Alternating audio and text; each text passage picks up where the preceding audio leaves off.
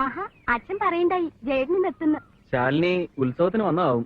ഓ, ഉത്സവത്തിന് എത്തിയതന്നെ, പക്ഷെ ഇത്തവണയല്ല, കഴിഞ്ഞവണ. പിന്നെ പോയില്ല. ഞാൻ ഇത്തവണ വരുമ്പോഴെങ്കിലും ശാലിനി ഭർത്താവും കുട്ടിയും ഒത്ത് സ്വരൂപോടെ കഴിയുന്നത് കാണാന്ന് വിചാരിച്ചതാ. അതിപ്പോ ഞാനൊരാൾ മാത്രം വിചാരിച്ചിട്ട് കാര്യമില്ലല്ലോ. വരച്ച വരയിൽ നിക്കണ വെച്ചാ എന്നിട്ട് കിട്ടിയില്ല, നിശ്ചയം. ഈ സ്ത്രീ സ്വാതന്ത്ര്യം എന്നൊക്കെ പറയുന്നത് ശരിയാണ്, രസമാണ് കേൾക്കാൻ.